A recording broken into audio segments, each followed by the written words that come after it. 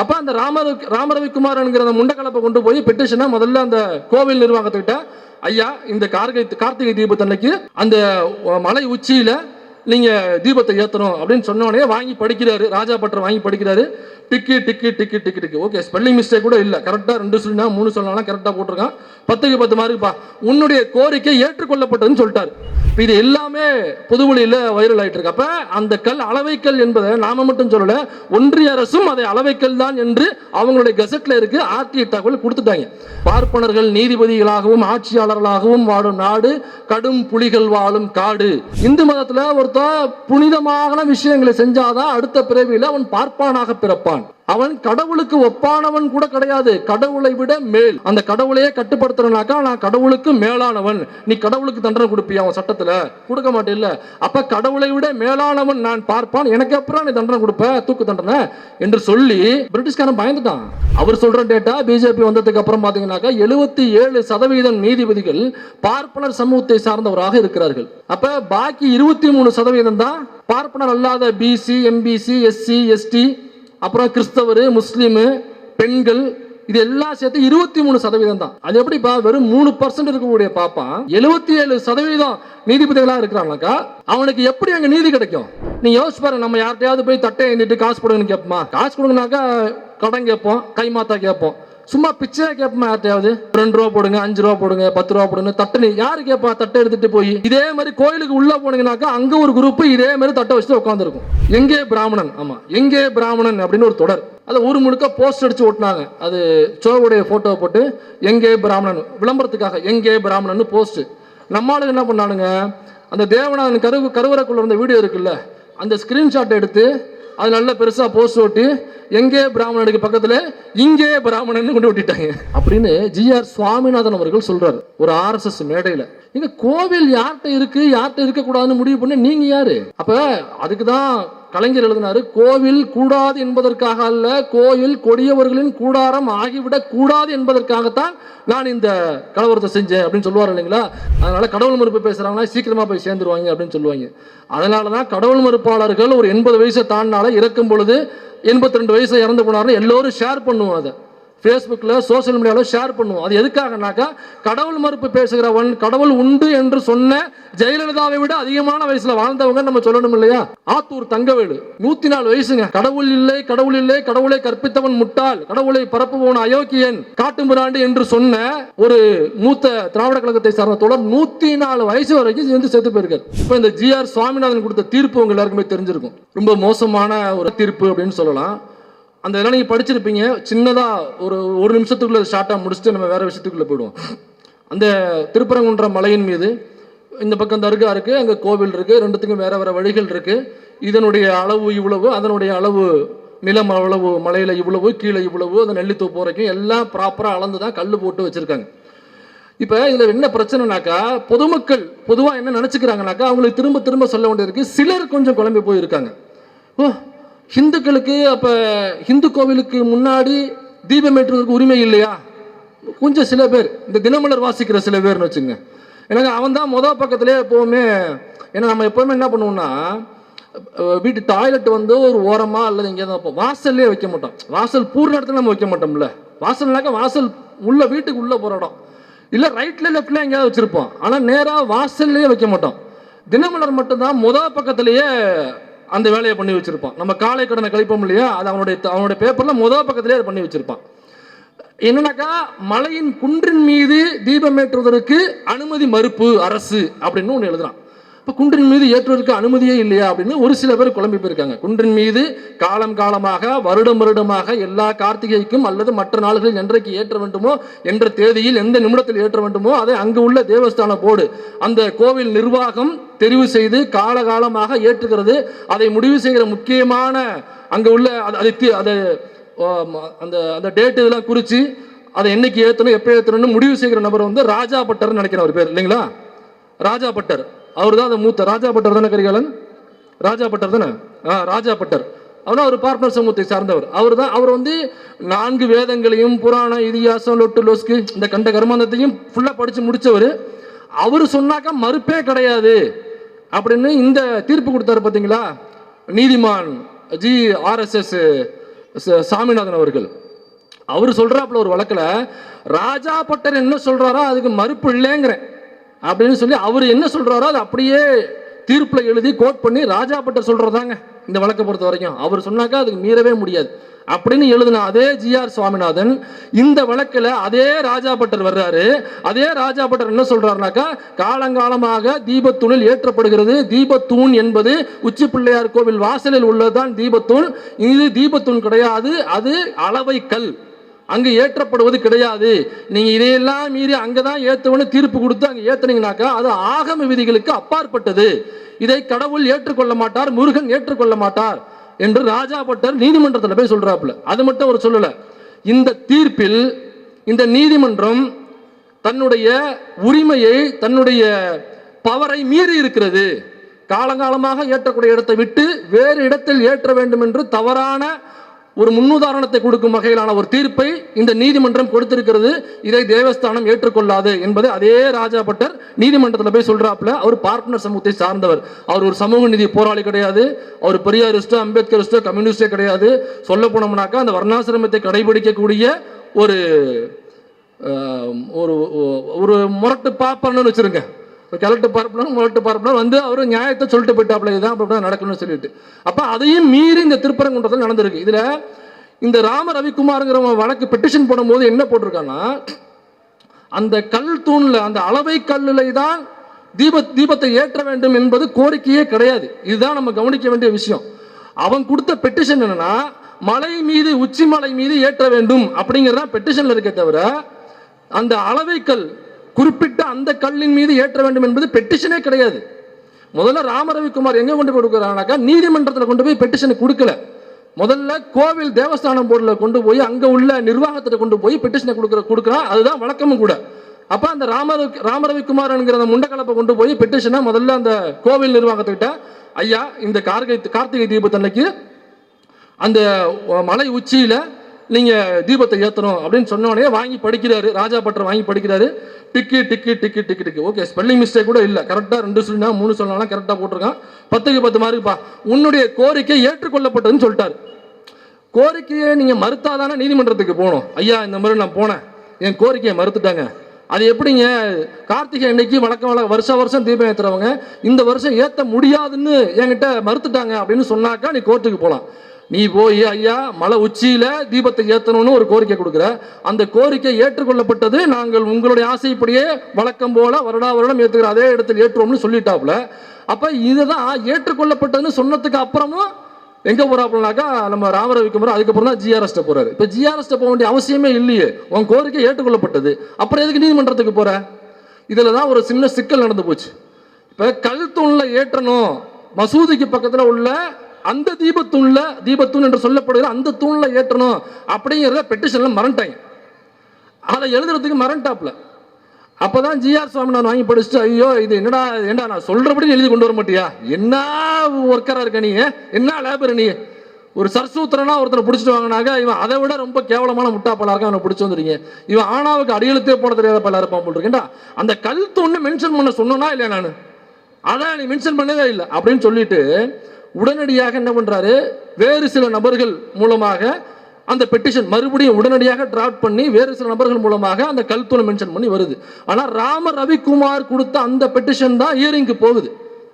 அப்ப அதுல அந்த அளவைக்கல்ல மென்ஷன் பண்ணவே இல்லை, அங்க அளவைக்கல்லுங்கிறது இல்லை. சொல்ல போனோம்னாக்கா தீபத்தூண் என்கிற வார்த்தையே இந்த பெட்டிஷன்ல கிடையாது. தீபத்தூண் என்கிற வார்த்தையை அந்த பெட்டிஷன்லயே கிடையாது. மலை உச்சியில் ஏற்ற வேண்டும் இதான் இருக்கே தவிர தீபத்தூணில் ஏற்ற வேண்டும் என்று கூட இல்லை அந்த தீர்ப்புல. ஆனா அந்த பெட்டிஷன்ல ஆனா தீர்ப்பு கொடுக்கும் பொழுது நம்மளது சமூக நீதி போராளி, சமூக நீதி காவலர் ஐயா ஜிஆர் சுவாமிநாதன் அவர்கள் அந்த தீர்ப்புல என்ன எழுதுறாருனாக்கா, பெட்டிஷன்லயே தீபத்தூண் என்கிற வார்த்தை கிடையாது. ஆனா அவருடைய தீர்ப்புல 39 தடவை வளைச்சு தீபத்தூணில் ஏற்ற வேண்டும், தீபத்தூணில் தான் ஏற்ற வேண்டும் தீபத்தூணில் ஏற்றிய பிறகு தீபத்தூணில் ஏற்றிய பிறகு இப்படி 39 முறை அந்த தீர்ப்புல தீபத்தூண் எழுதியிருக்காப்ல. அப்ப நம்ம உள்நோக்கம் கற்பிப்பது தவறு, நம்ம உள்நோக்கம் கற்பிக்கல. யூடியூப் ஒருபோதும் உள்நோக்கமும் கற்பிக்கல. நம்ம தீர்ப்பை விமர்சிக்கலாம். தீர்ப்புல 39 தடவை எழுதியிருக்கு.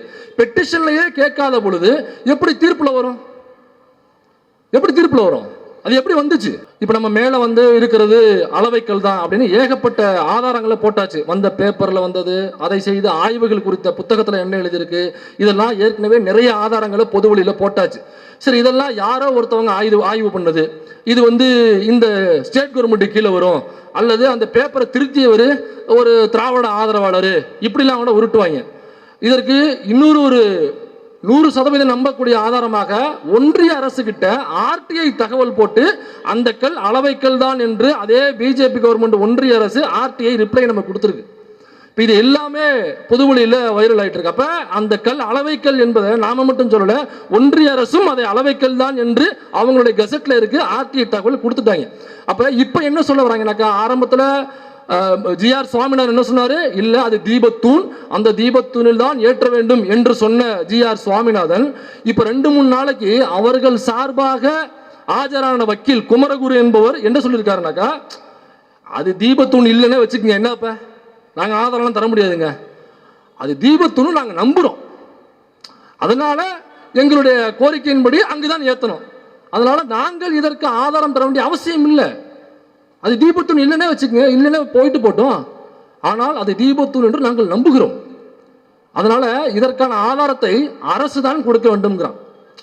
அரசு கொடுத்தாக்கா அரசினுடைய ஆவணங்கள் எல்லாம் அது அளவைக்கல்னு சொல்லுது. இவன் என்ன சொல்றான்? இல்ல, அது தீபத்தூண், அது தீபத்தூண் என்கிற ஆதாரத்தை கொடுக்குறான். உங்களுக்கு புரியுதா? அவன் என்ன கேட்கிறானாக்கா, நான் நம்பிட்டேன் இது தீபத்தூண், இது இல்லைன்னு வச்சு இல்லதான், ஆனா நான் நம்பிட்டேன், அப்ப தீபத்தூண்ங்கிற ஆதாரத்தை நீ ரெடி பண்ணி கொடுங்கிறான். இதுதான் அயோத்தியில் நடந்தது. அயோத்தியில் நடக்கும் பொழுது இதே மாதிரிதான் நடந்துச்சு. நாங்கள் நம்புகிறோம் ராமர் அங்கு பிறந்ததற்கான ஆதாரம்லாம் இல்லைங்க, ஆனா இந்து மக்கள், பெரும்பான்மையான இந்து மக்கள் அங்குதான் பிறந்தார் என்று நம்புகிறார்கள். அதே டோன் தான் இங்கேயும் வருது. திருப்பரங்குன்றத்துல அங்கு அளவைக்கல் தாங்க, அது தீபத்தூண் இல்லைங்க, ஆனால் தீபத்தூண் என்று நாங்கள் நம்புகிறோம் என்கிற இடத்திற்கு இப்ப நகர்ந்துட்டாங்க. இப்ப இந்த நீதிபதி ஜி.ஆர். சுவாமிநாதன் அவர்கள் இந்த பார்ப்பனர் சமூகத்தை சேர்ந்த நீதிபதிகள் இருக்கும் வரை இந்த மாதிரியான தீர்ப்புகள் தான் நமக்கு கிடைக்கும் என்பதில் நமக்கு எந்த ஒரு ஆட்சேபனையும் கிடையாது. ஏன்னாக்கா இதை தந்தை பெரியார் அவர்களே 1957 23/4/1957 அவர் சென்னை உயர்நீதிமன்றத்தில் இதே மாதிரி ஒரு கண்டெம்ட் ஆஃப் கோர்ட் எடுக்கிறாங்க அவர் மேல. அப்ப பெரியார் அவர்கள் அந்த நீதிமன்றத்தில் நிற்கும் பொழுது அவர் சொன்னது,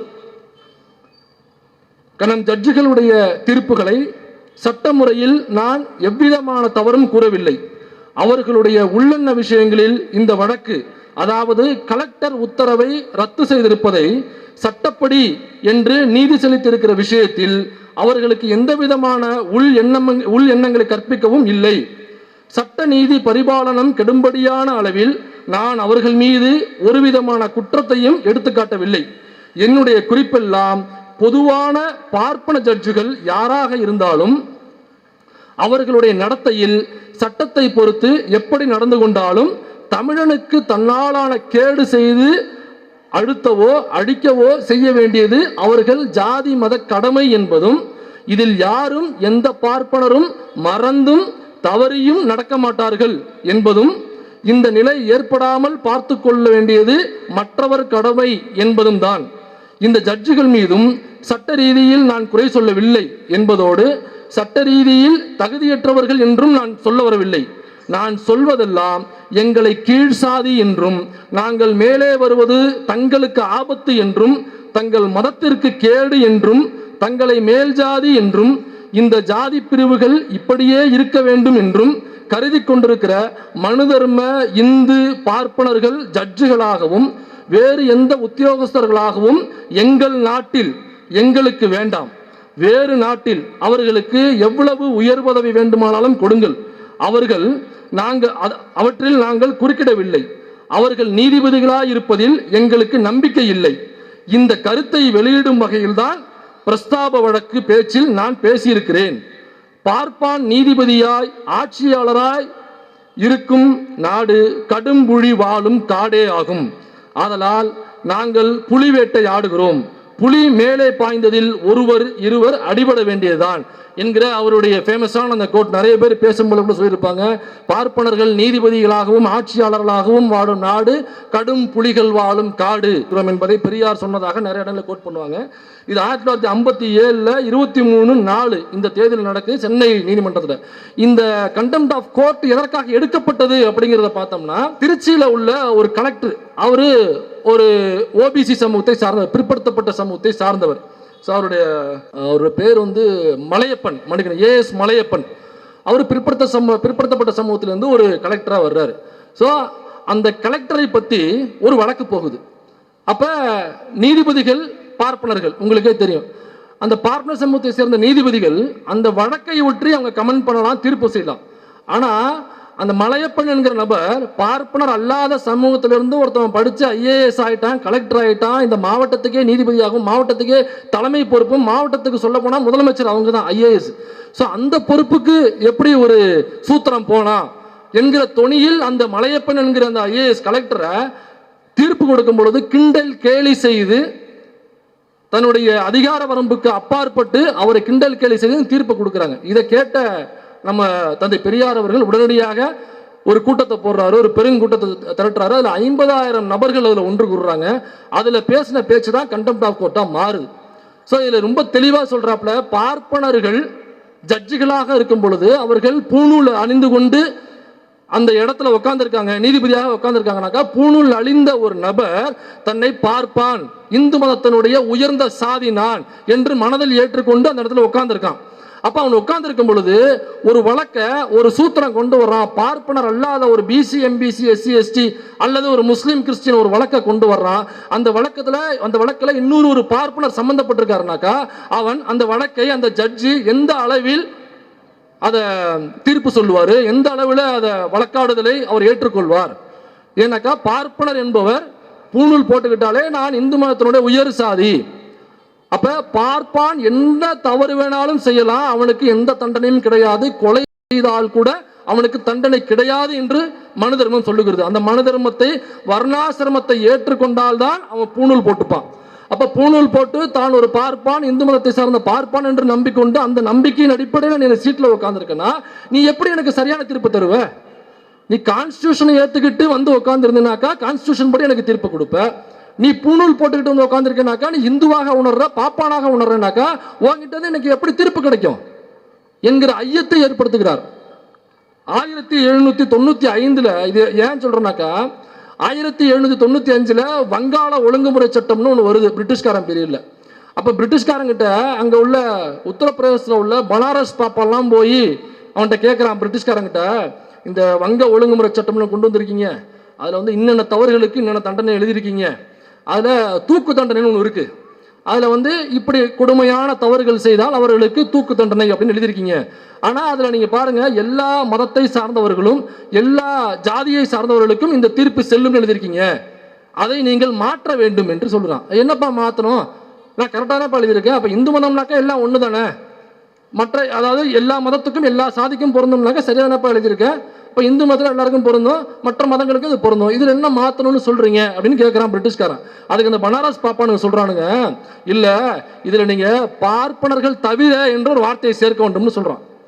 என்னப்பா இது எப்படி ஒரு தண்டனை, ஒரு தூக்கு தண்டனைனாக்கா ஒரு கொலை செய்யறான் அல்லது வேறு அந்த தண்டனைக்குரிய தவறுகளை செஞ்சாக்கா அவன் பாப்பானா இருந்தா என்ன, வன்னியரா இருந்தான்னா, கவுண்டரா இருந்தான்னா, பறையராக இருந்தானா, தேவேந்திர குல வேளாளராக இருந்தான்னா, யாரா இருந்தான்னா, அப்ப அந்த மதத்துல இருக்கான்னு அர்த்தம். அந்த சாதினாக்கா அந்த மதத்துல இருக்கான். அப்ப அதே தவிர இவன் செஞ்சா என்ன தண்டனையோ, அப்ப அதே தவிர பாப்பா செஞ்சாலும் அதே தண்டனை தானப்பா அப்படின்னு சொல்லும் போதுதான் சொல்றான், இல்ல இந்து மதத்துல கொஞ்சம் வித்தியாசம். இங்க என்னன்னாக்கா, பார்ப்பனர்கள் கொலையே செய்தாலும் அவர்களுக்கு தண்டனை கிடையாது. நீங்க ஒருவேளை மீறி இந்த தண்டனையை பார்ப்பனர்களுக்கு உண்டுன்னு எழுதுனீங்கன்னாக்கா, இந்தியாவில் உள்ள அனைத்து பெரும்பான்மையாக இருக்கக்கூடிய இந்து மதத்தில் உள்ள எல்லா சாதிகளில் உள்ள மக்களும் இதற்கு எதிராக போராடுவார்கள். ஏனென்றால் இந்து மதத்தில் பார்ப்பன பிறப்பு என்பது புனித பிறப்பு. இந்து மதத்தில் ஒருத்தன் புனிதமான விஷயங்களை செஞ்சாதான் அடுத்த பிறவியில் அவன் பார்ப்பானாக பிறப்பான். அவன் கடவுளுக்கு ஒப்பானவன் கூட கிடையாது, கடவுளை விட மேல். கடவுளையே கட்டுப்படுத்துற மந்திரங்கள் எங்களிடம்தான் உள்ளது. இந்த கடவுளை கும்பிடுகிற மக்கள் பார்ப்பனர் அல்லாத இந்து மக்கள் அந்த கடவுளையே கட்டுப்படுத்துறனாக்கா நான் கடவுளுக்கு மேலானவன், நீ கடவுளுக்கு தண்டனை கொடுப்பியா அவன் சட்டத்துல? கொடுக்க மாட்டேல்ல. அப்ப கடவுளை விட மேலானவன் நான் பார்ப்பான், எனக்கு அப்புறம் நீ தண்டனை கொடுப்ப, தூக்கு தண்டனை என்று சொல்லி பிரிட்டிஷ்காரன் பயந்துட்டான். ஏன்னாக்கா அவன் இங்கே உழைப்ப சுரண்ட வந்தவன், இங்கே உள்ள வளங்களை சுரண்ட வந்தவன். நமக்கு எதுக்கிட்ட அது வம்பு? ஏதோ ஆர்ப்பாட்டம் போராட்டம் பண்ணுவாங்கிறான், பெரிய கிளர்ச்சி ஏற்படுத்துவாங்கிறான். அப்புறம் வெளில பார்த்தோம்னாக்கா அவன் சொல்கிறான், ஆமாங்க பாருங்க நாங்கள் 3% தான் இருக்கோம், ஆனால் இந்த 3% இருக்கக்கூடிய எங்களுக்கு இந்த 97% உடல் வலிமையும் மூளை வலிமையும் உள்ள இந்த மக்கள் எங்களுக்கு கட்டுப்பட்டு எங்களுக்கு அடிமையாக தானே இருக்காங்க, நீங்கள் பார்க்குறீங்கல்ல பிரிட்டிஷ்காரெல்லாம்.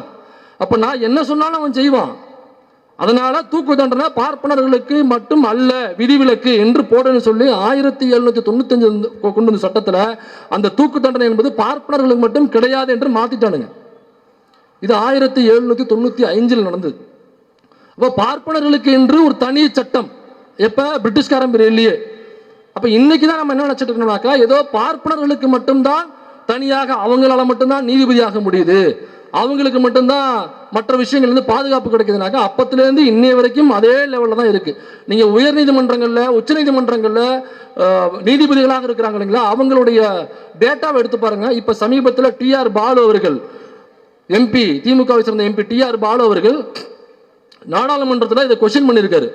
இந்த பாருங்க 77% நினைக்கிறேன், அதாவது பார்ப்பனர் சமூகத்தை சார்ந்தவர்கள் மட்டும் உயர் நீதிமன்ற நீதிபதிகளாக பிஜேபி வந்த பிறகு, பிஜேபி முன்னாடியே அப்படித்தானே வச்சுக்கோங்க, அவர் சொல்ற டேட்டா பிஜேபி வந்ததுக்கு அப்புறம் பார்த்தீங்கன்னாக்கா 77% நீதிபதிகள் பார்ப்பனர் சமூகத்தை சார்ந்தவராக இருக்கிறார்கள்.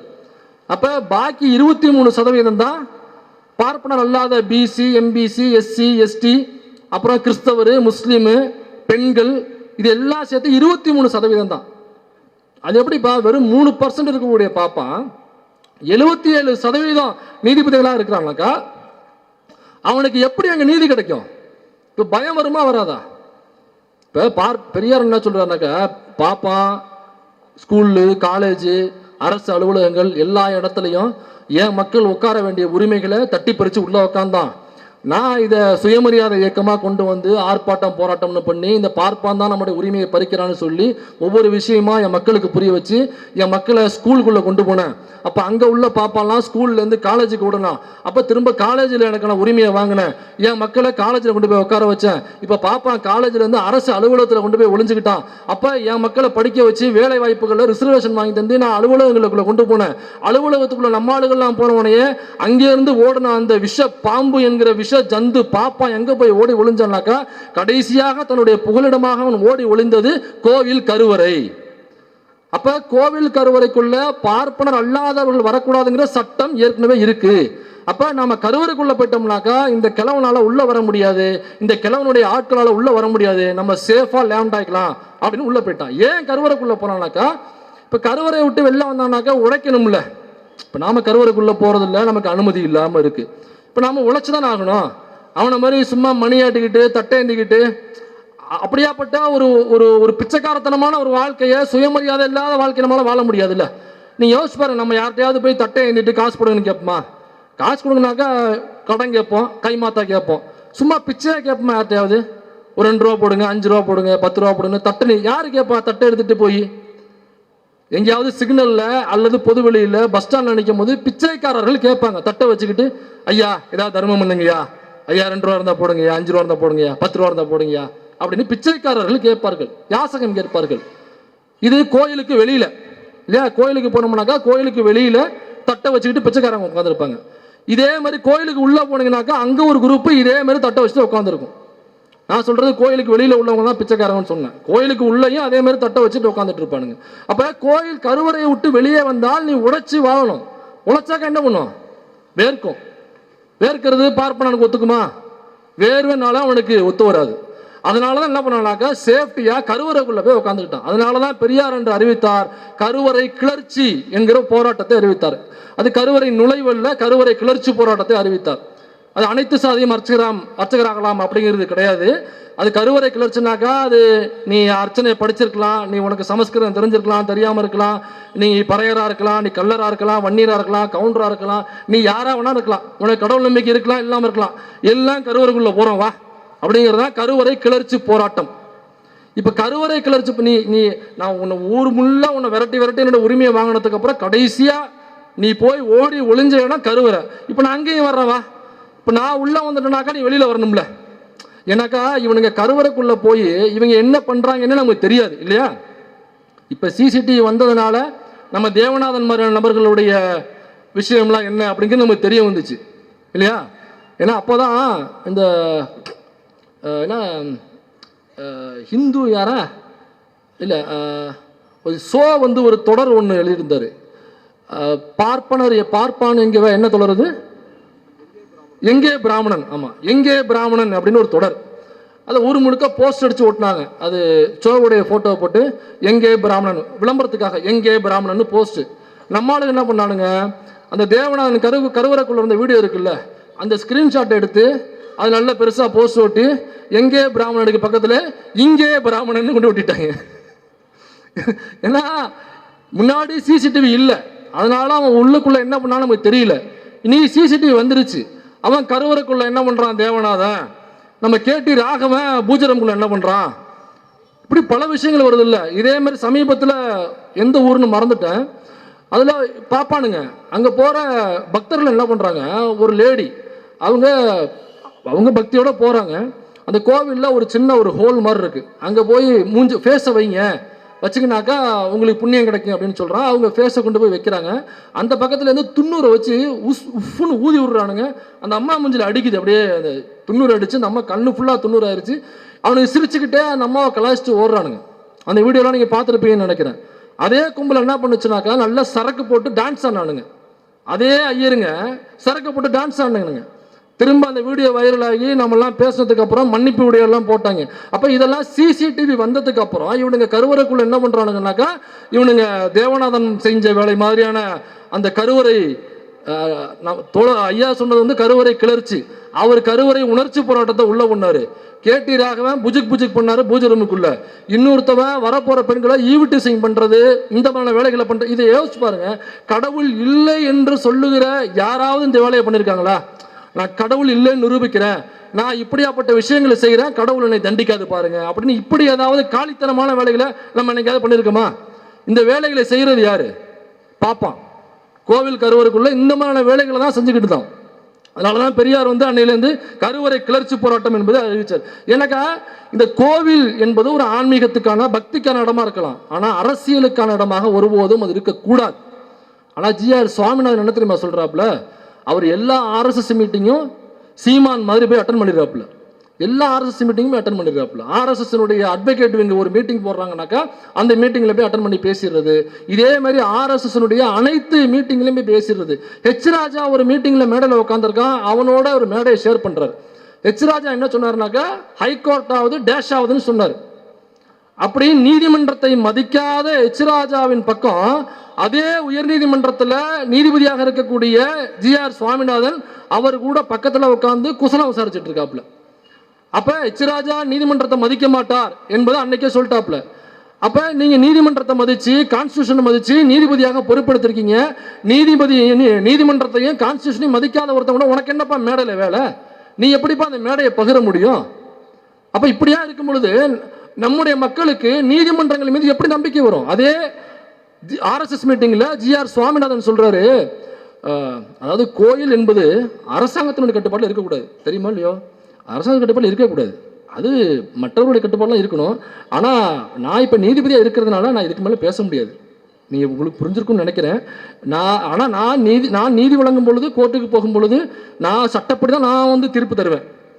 ஆனால் வெளியில் நீங்கள் இந்த கோவில்கள் அரசாங்கத்திடம் இருக்கலாமா வேண்டாமா அப்படிங்கிறது நீங்கள் இதை வெளியில் டிபேட்டாக மாற்றலாம், நீங்கள் வெளியில் டிபேட்டாக அதை பேசலாம் அப்படின்னு ஜிஆர் சுவாமிநாதன் அவர்கள் சொல்கிறார் ஒரு ஆர்எஸ்எஸ் மேடையில்.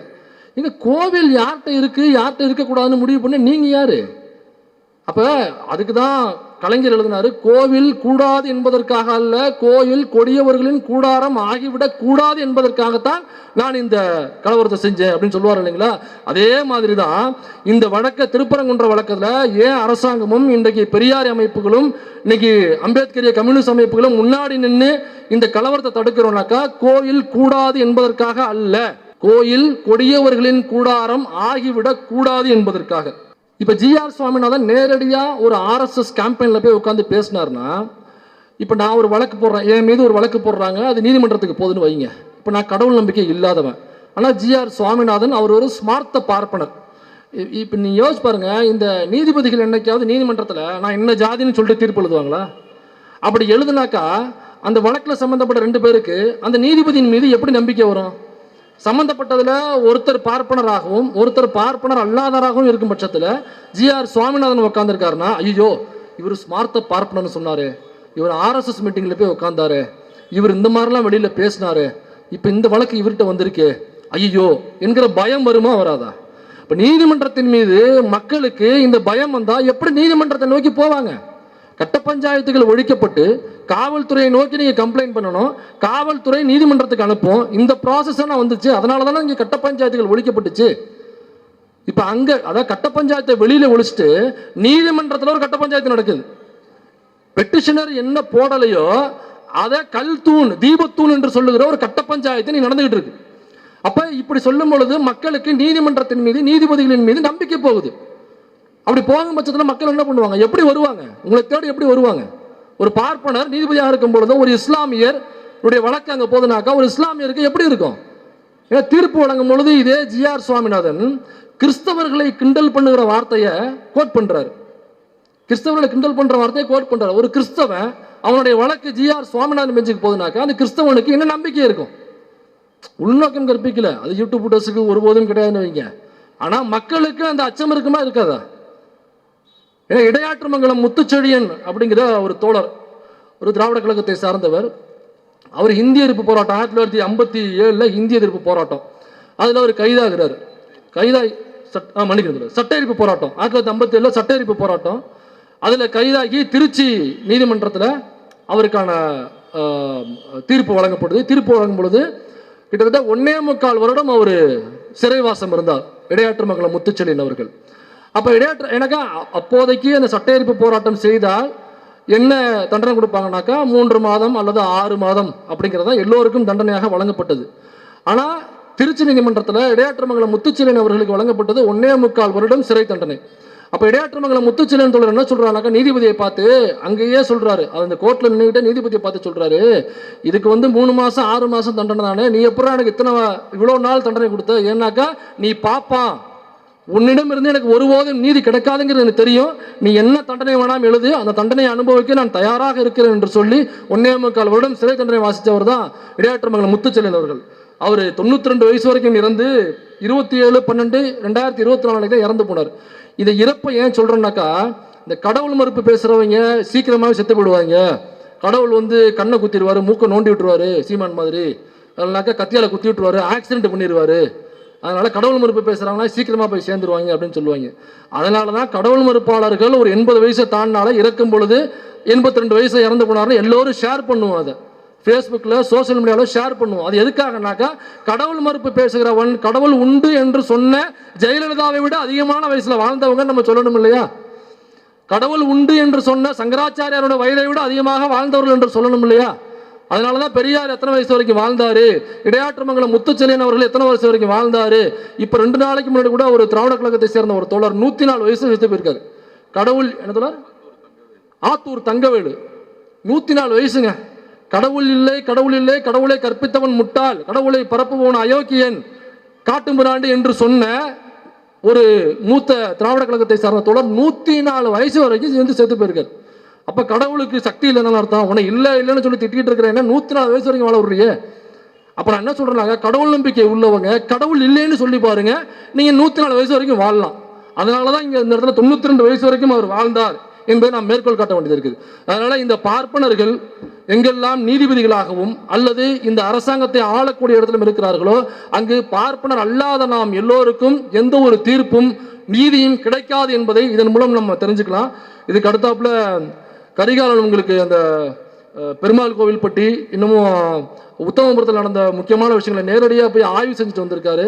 அதில் ஆர்எஸ்எஸ்னுடைய பங்கு, ஆர்எஸ்எஸ்னுடைய டெல்லியில் உள்ள மூத்த தலைவர்கள் எல்லாம் அந்த இடத்துக்கு செஞ்சிருக்காங்க. பல ஜாதி கலவரத்தை மத கலவரத்தை தோன்றதுக்கு வேலை பார்த்துருக்காங்க. அதை நிறைய நேரம் பேசுவார் என்பதனால் இத்துடன் உரையை முடித்துக் கொள்கிறேன். கடைசியாக ஒன்று மட்டும்தான், சட்டம் எல்லோருக்கும் சமம், பார்ப்பனர்களை தவிர.